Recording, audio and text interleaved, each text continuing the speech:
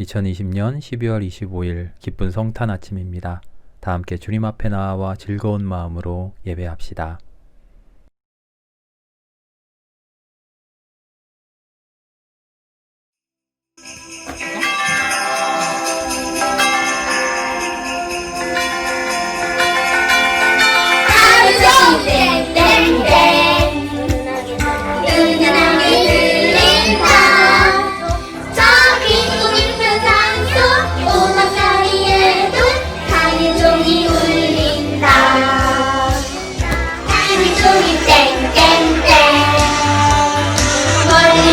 퍼진다.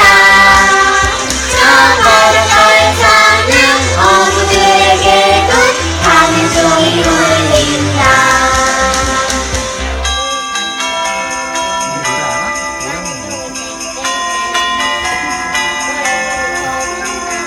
가는 종이 땡땡땡 은은하게 들린다. 저 깊고 깊은 산속 오막 사이에도 가는 종이 울린다. 가는 종이 땡땡땡 멀리 멀리 퍼진다. 저 바닷가에 사는 어부들에게도 가는 종이 울린다. 메리 크리스마스.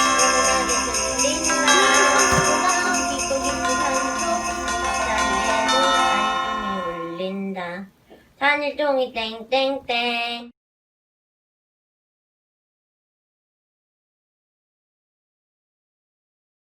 오늘 성탄의 감사 기도는 우리 모두가 한 목소리로 함께 기도하겠습니다. 진실하신 하나님을 찬양합니다. 하나님은 메시아를 보내주신다는 약속을 잊지 않으셨습니다. 구원을 베풀어 주시기를 바라는 간절한 기다림을 외면하지 않으셨습니다. 오늘 기다리던 메시아를 보내주셨습니다. 주님, 연약한 저희와 허물 많은 교회와 이 민족과 나라 가운데 빛으로 소망으로 생명으로 새롭게 하여 주시옵소서. 주님과 함께 다시 태어나는 우리가 되게 하옵소서. 예수님의 이름으로 기도합니다. 아멘. 오늘 나누는 말씀은 민수기 24장 3절에서 4절 말씀입니다. 그는 예언을 선포하였다. 부올의 아들 발람의 말이다. 눈뜬 사람의 말이다. 하나님의 말씀을 듣는 사람의 말이다. 환상으로 전능자를 뵙고 넘어졌으나 오히려 두 눈을 밝히 뜬 사람의 말이다. 아멘. 누가복음서 2장 7절의 말씀입니다. 마리아가 첫 아들을 낳아서 포대기에 싸서 구유에 눕혀두었다. 여관에는 그들이 들어갈 방이 없었기 때문이다. 아멘.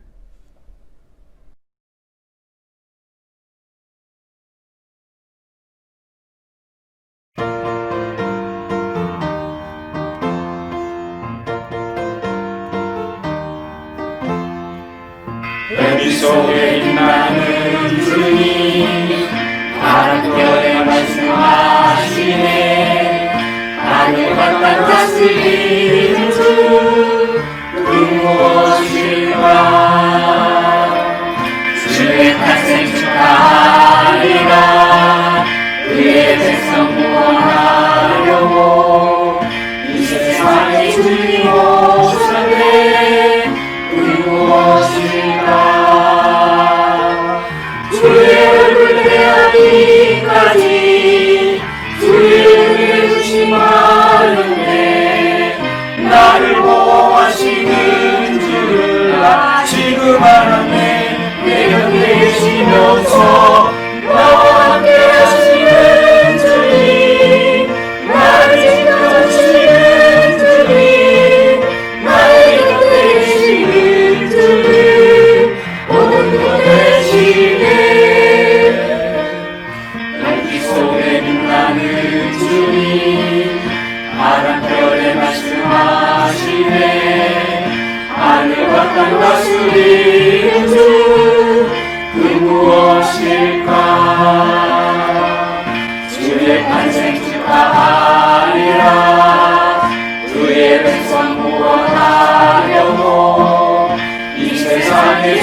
오셨네. 무엇일까? 주의 얼굴에 아비까지 주의 은혜 의심하였네. 나를 보호하시는 줄 지금 알았네. 내 곁에 계시면서 나와 함께 하시는 주님, 나를 지켜주시는 주님, 나의 곁에 계시는 주님, 모든 곳에 계시네. 나와 함께 하시는 주님, 나를 지켜주시는 주님, 나의 곁에 계시는 주님, 모든 곳에 계시네.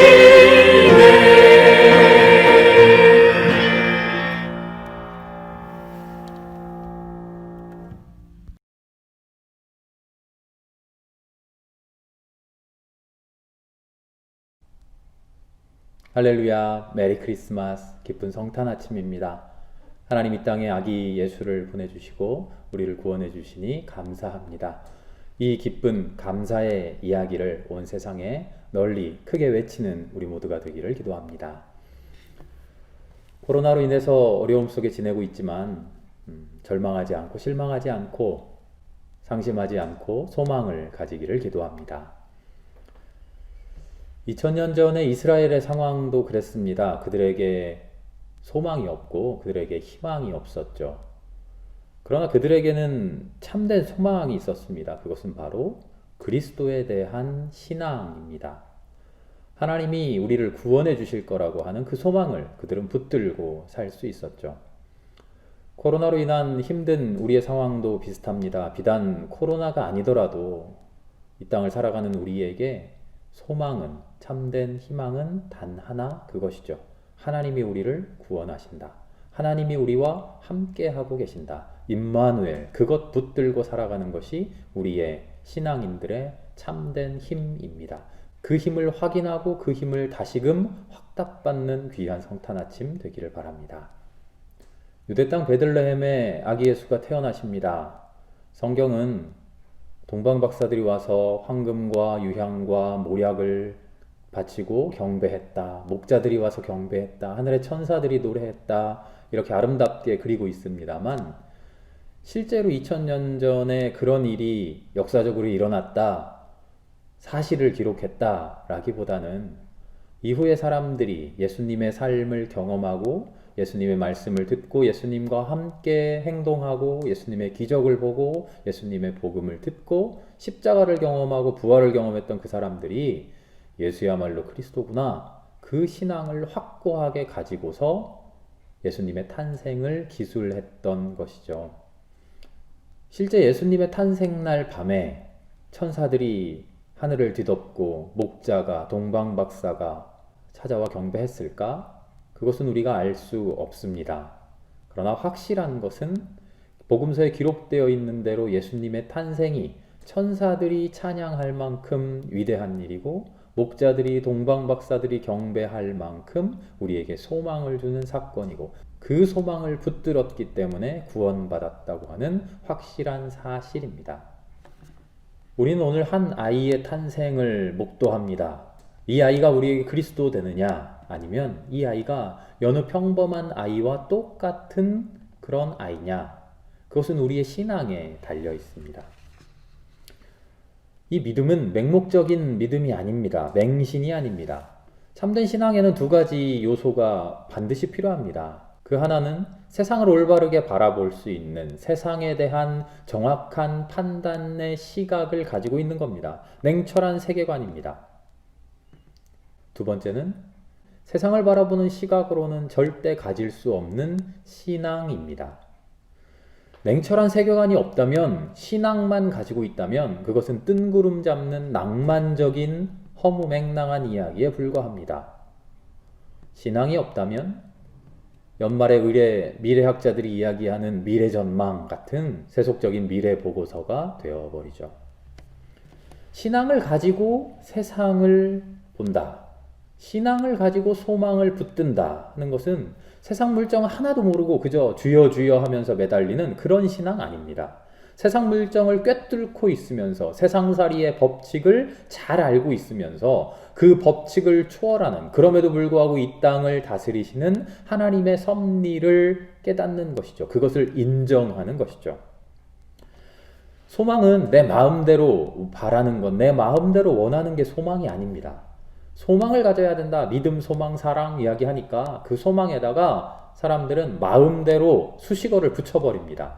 내 소망, 내가 바라는 소망, 나의 소망.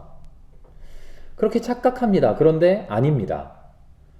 주님이 말씀하시는 소망은 내 소망이 아니라 철저하게 하나님의 소망입니다. 하나님의 소망을 내 안에 품는다고 하는 것은 거꾸로 말하면 내 소망을 온전히 포기한다는 겁니다. 내가 바라는 것, 그것을 다 포기할 수 있어야 하나님이 바라는 것, 그것을 나의 소망으로 삼을 수 있는 것이죠. 발락은 모압의 왕입니다. 어느 날 소문을 하나 듣습니다. 이스라엘이라고 하는 민족이 있는데 이집트에서 원래 노예살이 하던 사람들인데 이들이 이집트를 탈출했답니다. 그리고는 광야를 40년 동안 떠돌다가 드디어 이제 요단강 동편에 도착했답니다. 광야 유리 생활을 하면서 비실비실 힘이 빠진 줄 알았더니 오히려 이 사람들이 강대해졌다고 합니다. 그래서 요단강 동편을 파죽지세로 정복하며 내달려옵니다. 큰일 났습니다.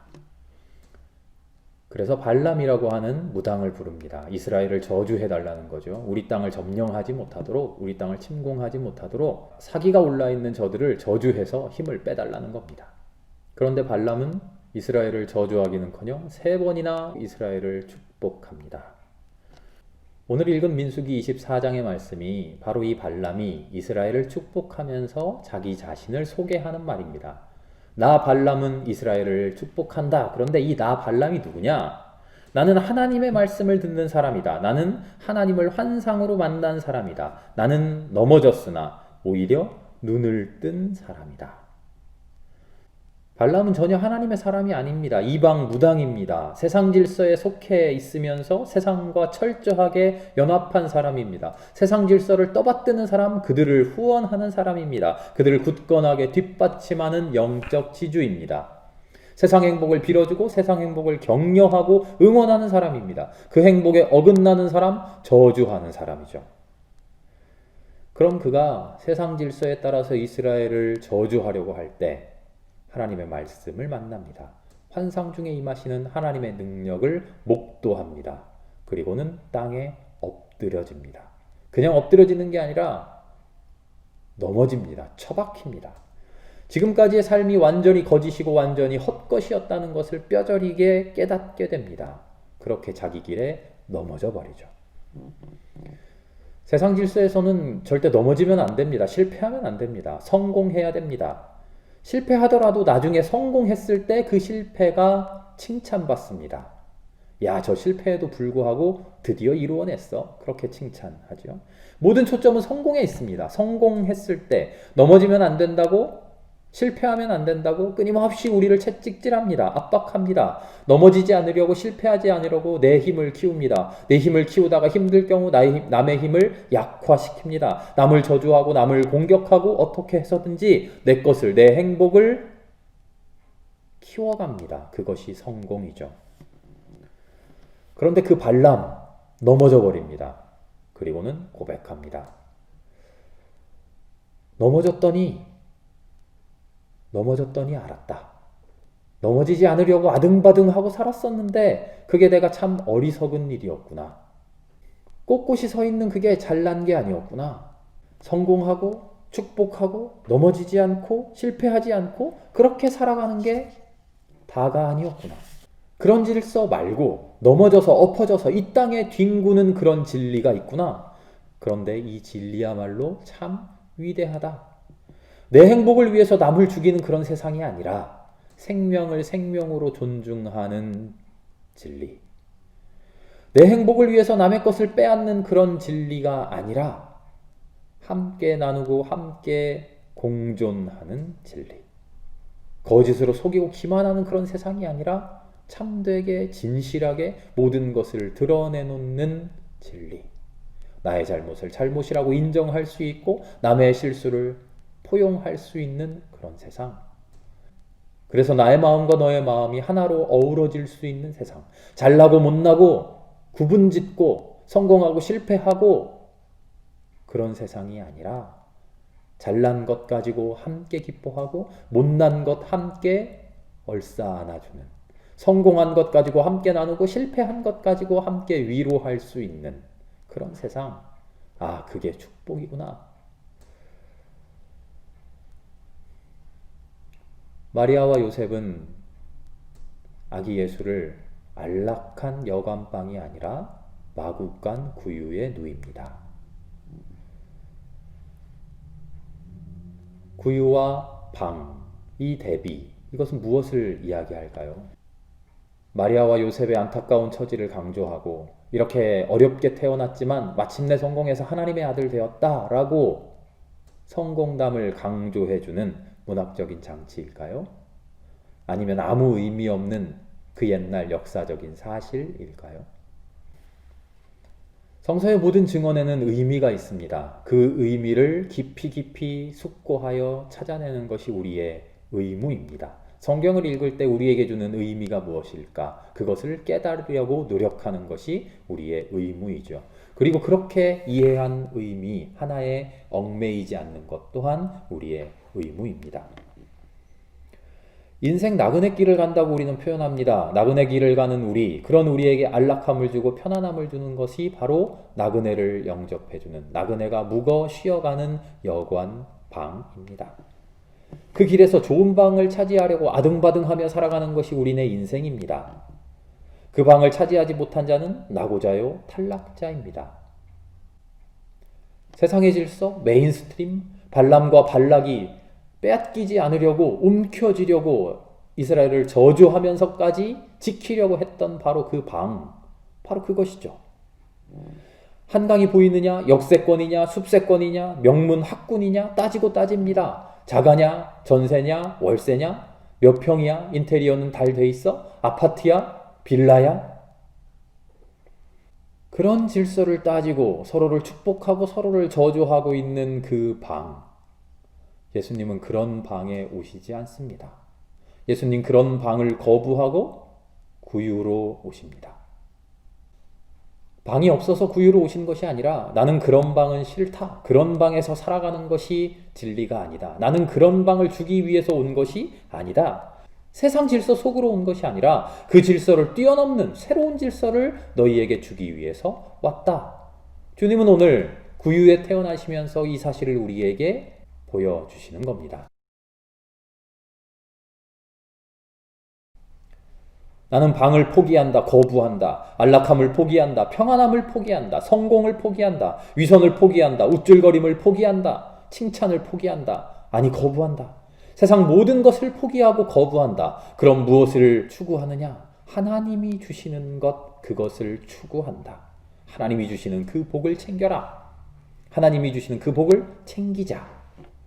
아브라함처럼 고향을 포기하고 베드로와 제자들처럼 그물과 배를 포기하고 삭개오처럼 자기 재산 포기하고 마리아처럼 향유욕합 포기하고 바울처럼 문벌과 족벌 포기하고 그런 헛된 것을 포기할 때 진짜 행복이, 하나님이 주시는 행복이, 세상 행복 아니라 하나님이 주시는 복이 우리에게 온다. 그것을 붙들 수 있겠느냐? 그것을 붙드는 것이 신앙이고 그것을 붙드는 것이 소망이다. 세상의 질서로 세상을 바라보면 절대 포기하지 못할 그런 것들, 그러나 넘어져서, 엎어져서, 실패해서가 아니라, 낙오해서가 아니라 주님의 섭리 아래, 주님의 능력 아래 엎드려져서 이 세상을 바라보니 교만한 채 바라보았던 그 모든 것이 헛된 것이라는 것을 드디어 깨달아야 한다. 그래서 나는 구유에 온다. 오늘 성탄의 아침 주님께서 우리에게 구유에서 태어나시며 말씀하십니다. 여러분은 어디에서 사시겠습니까? 우리는 끊임없이 구유로 가야 합니다. 방을 버리고 안락한 방을 버리고 방이 없어서가 아니라 방을 그리워하며 방을 간절히 소망하면서 구유에 있는 이 처지를 원망하면서 있는 것이 아니라 방이 있어도 이곳에 오라고 우리를 초청해도 그 방을 버리고 그 방을 과감하게 포기하고 아니다. 나는 구유에 살겠다. 우리의 힘으로 구유 갈 수 없다면 하나님 나를 억지로 넘어뜨려 달라고 주님께 기도해야 됩니다. 하나님 나를 넘어뜨려 달라고, 발람처럼 넘어지게 해달라고, 넘어져서라도 하나님을 보게 해달라고, 넘어져서라도 하나님을 만날 수 있게 해달라고, 넘어져서라도 하나님의 은혜, 하나님의 진리 깨닫고 체험할 수 있게 해달라고 그렇게 기도해야 됩니다. 그곳에서 마침내 주님을 뵙고 주님을 만나고 주님의 말씀을 듣고 주님처럼 살아가야 합니다. 그 삶의 출발점이 우리의 구유가 되어야 합니다. 기쁜 성탄의 날, 마냥 기뻐할 수는 없는 2020년의 성탄입니다. 온 세상이 땅바닥에 넘어져서 허우적대고 있는 것만 같습니다. 그러나 이 넘어짐이 하나님께서 우리의 눈을 띄워주시는, 우리의 삶을 새롭게 열어주시는 은혜의 과정임을 또한 깨닫는 귀한 성탄 될 수 있기를 바랍니다. 오늘 우리에게 오신 아기 예수님을 반기면서 예수님의 탄생이 우리의 삶 속에도 우리의 영 속에도 일어나기를 기원합니다. 메리 크리스마스. 하나님 감사합니다. 오늘 이 아침 주님의 탄생이 우리의 삶 속에도 일어나게 하여 주시옵소서. 주님 구유에서 태어나신 것처럼 나 또한 구유로 내려가 그곳에서 다시 태어나게 하여 주시옵소서. 주님의 탄생이 하늘의 영광되고 이 땅의 평화된 것처럼 나의 살아가는 삶 또한 하늘의 영광되고 이 땅의 평화되는 작은 예수들 되게 하여 주시옵소서. 모든 말씀 예수님의 이름으로 기도합니다. 아멘. 지금은 이 땅에 오셔서 우리 모두를 구원하여 주신 주 예수 그리스도의 은혜와 아버지 하나님의 무한하신 사랑과 성령의 인도 역사 충만하심이 성탄을 기뻐하며 성탄을 즐거워하며 주님을 찬양하는 우리 모두 위에, 그러나 안락한 방 위에서가 아니라 저 초라한 구유 위에 우리의 삶이 다시 태어나기를 간절히 소망하는 우리 모두 위에 이제로부터 영원히 함께 계시기를 간절히 축원하옵나이다. 아멘.